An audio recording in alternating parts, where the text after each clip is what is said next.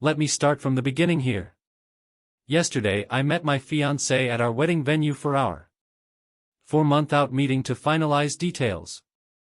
We drove to the venue separately because she was leaving straight from work. Towards the end of the meeting she let me know her friend was dropping off her rental car and needed a ride home and asked if it would be okay.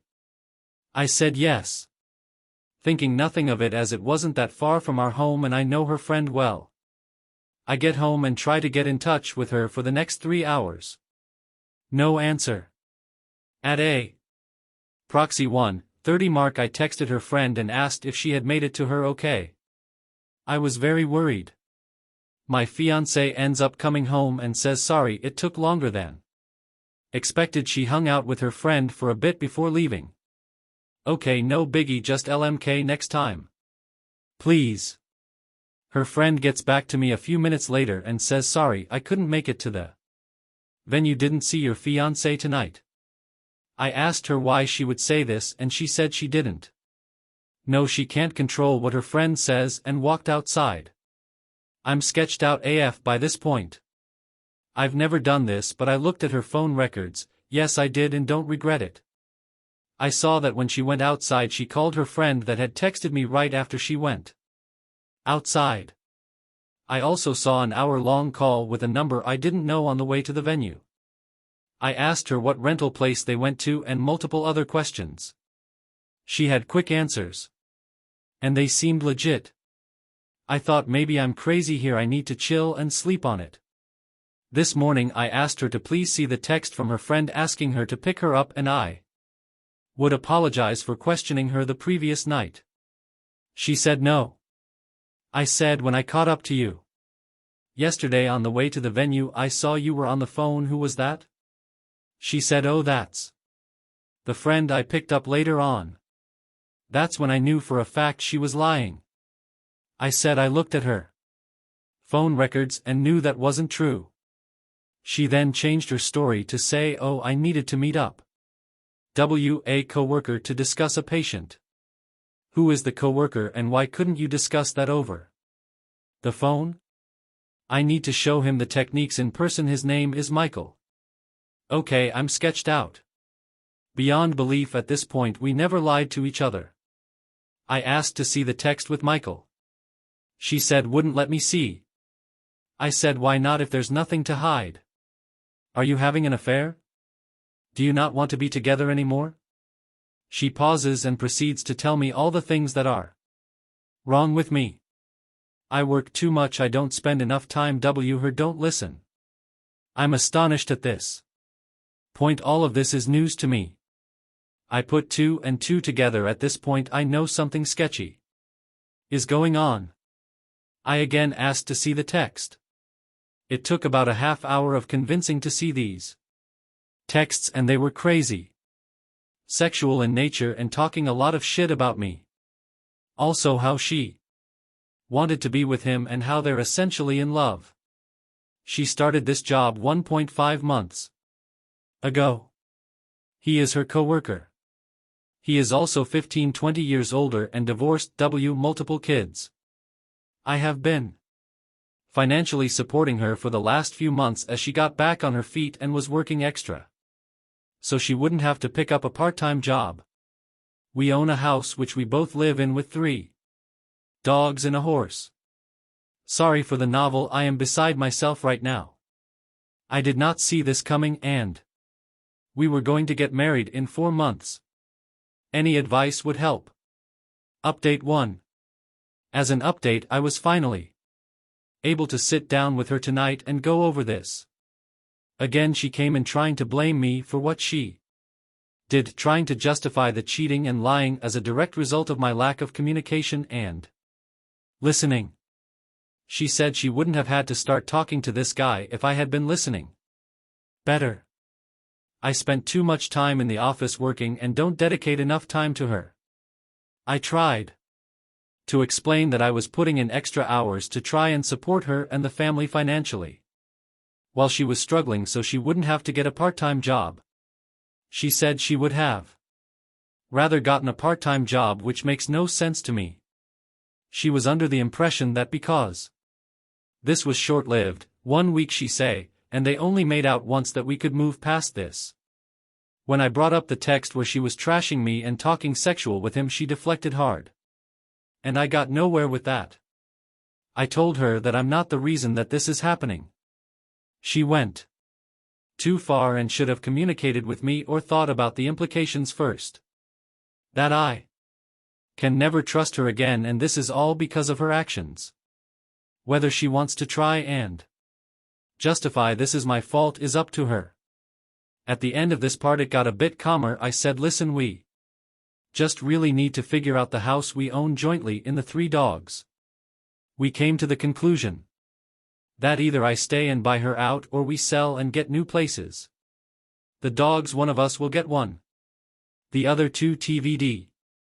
So that's where this left off tonight, and we'll continue to keep you all posted on progress. Curious what you all would do about the house. Financially I can support it alone, but it is nearly 3,000 square feet and 5 acres of land which was bought solely to have her horse. She is taking the horse when she leaves and boarding it at a barn. Update 2. Day 3. I was able to sit and have a 3-hour conversation with her tonight. We talked about our relationship and what led to what occurred.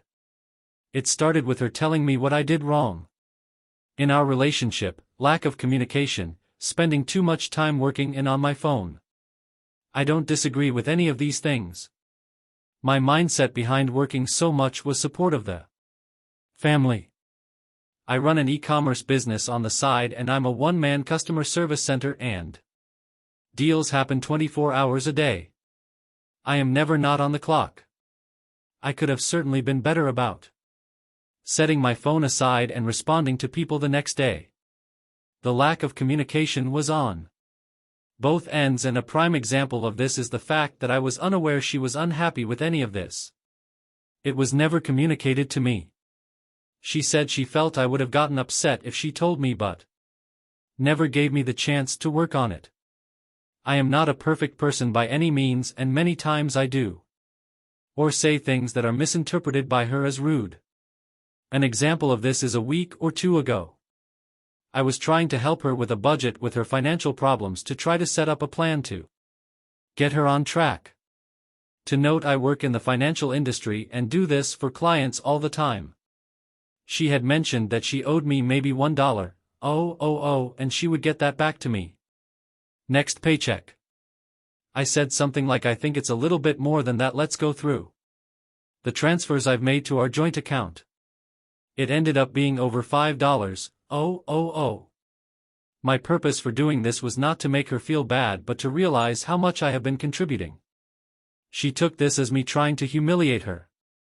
Was just trying to help, and maybe my timing was off. She told me I've been too focused on money lately, but I was only trying to make sure we were going to be okay. We still had quite a bit to pay for the wedding, and my budgeting mentality was on overload, trying to make sure we had enough. The fact that she keeps trying to justify what she did by attributing that as a direct correlation to my flaws really bothers me. She keeps telling me that she is surprised I would throw away 7 years of a relationship away like this. I keep having to remind her that I didn't throw it away, she did with her actions. She told me that I told too many people too quickly, and we could have resolved all of this between us. She also said that she wouldn't have had to talk to someone else if I was a better listener and communicator. I have finally determined the extent of the affair, which I actually believe based on the text that I read. They began talking 1-2 weeks before Viaduct text. I don't know if they had met up before outside of work, but this time around he had asked her to the park to play basketball and talk.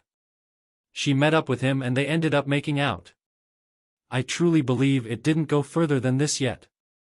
But it would happen the near future, I am sure. She says he is not her boyfriend. She also took off tonight and I have no idea where she is at, assuming with him or a girlfriend. It is an awkward living situation, but I am hoping this resolves in the near term. I do think she wants me to get back with her and try to repair that I think that the main issue was a lack of communication that manifested for a long time. We got into a routine, lived our boring simple life, and meanwhile this problem was never discussed and grew over time. She acted out instead of talking to me and also lied to my face / talked a lot of shit about me behind my back. She can be very sneaky and I don't think I can fully trust her again. Obviously this would be the easiest thing to do, but I don't think I would ever be truly happy. Understanding the root causes helped me feel better. If nothing else, it will allow me to address my personality flaws / communication issues and see things from another perspective. I started hitting the gym today and will keep a routine going. I also plan on picking back up on studying for my CFP designation. I took the week off of work to focus on my mental health. Today I called the wedding venue and officially cancelled the date. We were able to get some money back but lost a bit unless the date can be resold to another couple, unlikely. I also spoke with her parents again to keep them apprised. They live far away and I am sure are worried sick. I continue to let them know everything is fine and calm and they don't need to worry about their daughter. I did some research and with interest rates where they are today, I will not be able to find a comparable house for the mortgage I pay for this, can barely find an apartment for less nowadays. I think my best option is to try and buy out her share and have her find an apartment. She seems agreeable at this time. We will have an appraiser out to assess value and see what half of the equity would be and if that is doable for me. My questions to you all are, does this change your mind at all about the situation? Am I handling this properly? If not, what should I be doing different? Update 3. It's been nearly a month since this whole situation went down and I owe you all an update. Has been a very busy, emotional and eventful month. So I am not going to lie, the few days after this happened to me I was a pathetic mess. Grumbling to get back with this cheating pause. It's embarrassing to admit, but it happened. And it was all part of the process of moving on. While in this vulnerable state I tried everything I could to do things right, make things better, but nothing worked. I was actually told that she had to make a decision, me or him, and she did the right thing choosing him. I think that's when I woke up and realized I'd let my self-worth go down the drain and I needed to take a step back and really focus on me and what was best for me. It is hard after 7 years of doing everything for someone else, to focus on your own needs, but that's exactly what I've been doing since I moved our joint savings accounts to my individual checking account. I did the math of what was owed to me and transferred half of the balance back to the joint account for her to take. I've been working out every day since this happened. It makes me feel good to not only improve how I look, but helps me continue to think clearly. I've gone suit shopping, for a massage, out with friends and family. Not only was this relationship isolating of my friends and family, which should have been a huge red flag, but I never did anything for myself. Buying clothes is just not something I would do. I was always worried about providing for my sick other and animals. I've been seeing a therapist for the first time in my life, on a weekly basis. It helps me talk things out in my decision-making. It is something I will probably continue to do after this situation resolves, just to continue to improve myself. Now for the bigger items. I am still living in the house with the ex. She is sleeping in the guest bedroom and we are at a point where the only communication is, did you feed the dogs? I think she is a terrible person. No matter what I say. In her mind, this is my fault. To accuse someone of being a bad communicator. And then using that as an excuse to then not communicate her feelings to me and cheat, as her being a hypocrite and an easy out in her delusional mind. I stopped bothering trying to reason with her because she is unreasonable. I have been keeping the ball rolling with listing the house for sale. I contacted an agent, had them come, and was happy with the proposed sale price. She then requested I contact 2 other agents and get their opinions, one of which was recommended by her friend. Yes, I made all the calls, set up all the appointments, and met with these people. This is how the relationship always was, and even though it's not fair, I have been willing to do it all to get the hell out of here. After meeting with all 3, we ended up going with the first agent. Pictures were taken on Sunday and the house was listed for sale Sunday night. Open house next Saturday, already getting a lot of attention on the resites. She will be taking the horse to a barn somewhere TBD. I had a conversation about the dogs and offered to take one or none. She said she would take all 3 of them to keep them together. They are a happy bunch and I don't want to fight over taking one if that will break them up. It also selfishly allows me to pursue a clean start. Unexpectedly, I met someone about a week ago that I've been spending quite a bit of time with. I have no false expectations here, but I'm enjoying hanging out with her. She's been through a similar situation in the past and has been helping me through this. It's really eye-opening speaking with a kind, thoughtful and independent woman. It makes me realize what a narcissist my ex was, completely self-centered, dependent and manipulative. I should have listened to the warnings from family and friends long ago. I definitely fell into the trap of being in a simple routine. I wasn't enjoying life. It was just an easy situation to be in. Nice house, lots of land. Great animals, didn't want to rock the boat. So I just continued on. You don't really realize this until you take a step back and truly reflect. Some might say it was wasted time, but I am really using this as a learning experience. I will not ignore red flags in the future. I will not fall into the simplicity trap. I will continue to maintain relationships with friends and family. I just want to end this with a huge shout out to everyone on here that commented on my original post. I posted on Reddit because I had no idea what to do. Those of you that took the time to try and help a complete stranger on Reddit are amazing. I read every single comment and they all helped me get to where I am now. I'm looking forward to the next chapter in my life, wherever it takes me. Thank you all, truly. Update 4. Hello all, it's been quite some time since I have posted an update on this situation. It's wild to think that all of this happened more than 4 months ago now. With time this has gotten so much better, and hopefully if someone stumbles upon this going through the same situation, it will help them realize that time heals everything. I shared the house with my ex until mid-May. It was painful being there with her and the dogs, knowing that my life as I knew it had ended. We were roommates who didn't like each other. I tried to avoid her as much as I could, but it was impossible. We stayed in different bedrooms, but the dogs were allowed to roam to and from. At night, doors open.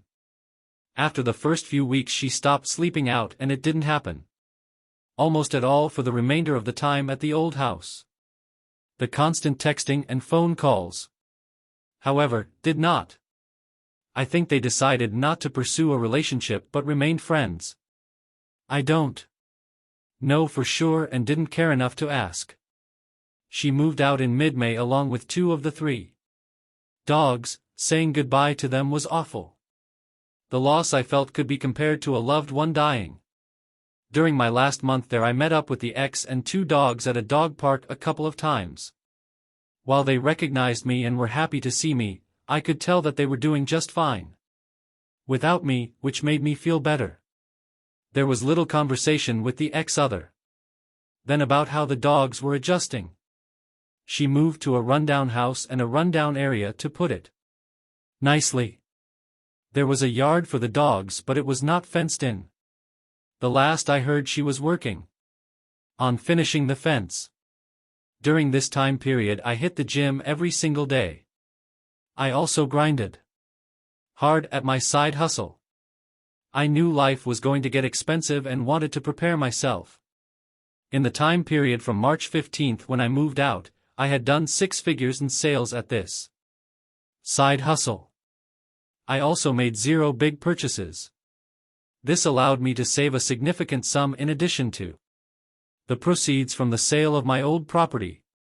Due to this, I was able to comfortably afford a nice house in a nice area with a decent-sized yard for the dog that stayed with me. Selling the old house was easy. Buying the new house was absolutely brutal.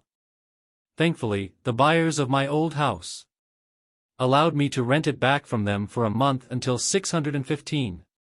I made offers on a total of 5 houses. And finally got the last offer accepted towards the end of May. It is really nice being out of the old place. The memories associated with that house haunted me every day. Especially after my ex left with the other 2 dogs, it was just very empty. Moving was a pain, but friends and family came in clutch to help with it all. I have now been here a little over a month and it is feeling more like home daily. I am still seeing the same woman, who is now my official girlfriend. I live a bit closer to her now, which is nice.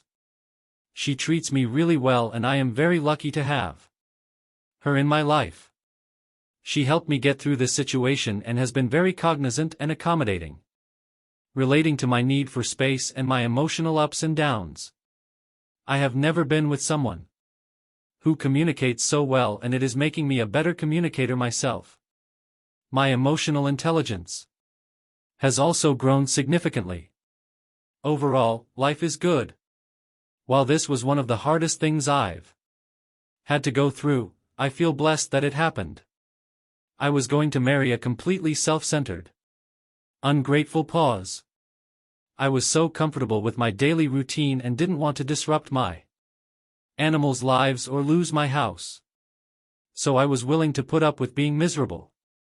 I will continue working on myself and learning more about my own wants and needs.